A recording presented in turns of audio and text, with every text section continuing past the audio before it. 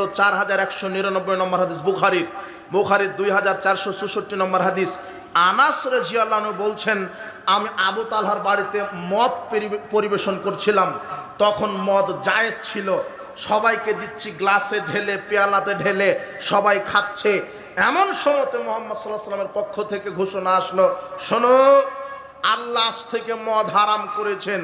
কথা কানে যেতে দেরি, যাদের হাতে গ্লাস ছিল ফেলে দিয়েছে, মুখে ছিল কুলি করেছে, যারা খেয়েছিলেন তারা আঙুল ঢুকিয়ে বমন করে ফেলে দিয়েছেন। শুধু কথা আসতে দেরি, মানতে কি করেননি। আর আপনি 20 বছর ধরে শুনছেন যে বিড়ি সিগারেট জর্দাগুল হারাম। আপনি শুনেন যত, খানও তত বেশি। আপনি টাটকা একটা মুনাফিক। আপনি 20 বছর ধরে শুনছেন সুদ হারাম, এখন আপনি সুদ খান। আরে আপনি তো খান মসজিদ মাদ্রাসার সভাপতি, সেক্রেটারি, এরা হলো বিড়িখুর, সিগারেটখুর, জর্দাখুর, ঘুষখুরি, আবাখুর আর হারামখুর এক একটা। এ ওয়াজও শুনে সুদও খায়, আর ইমানের 5 পয়সা দাম আছে। ও 20 বছর ধরে শুনছে সুদ হারাম, 20 বছর ধরে শুনছে ওই নারীটা বেপরদায় চলে জাহান্নাম। যুবক, তুমি 20 বছর ধরে বক্তব্য শুনছ, দাড়ি ছেড়ে দিতে হবে, প্যান্ট টাকনুর উপরে করতে হবে। 20 বছর ধরে শুনছ, কিন্তু তোমার আমল পরিবর্তন করতে পারলে না। 20 বছর ধরে তোমার কানে আজান আসে, হাইয়া আলাস সালাহ, হাইয়া আলাল ফালাহ, আসো সালাতের দিকে, তুমি এখনো মসজিদমুখী হতে পারলে না।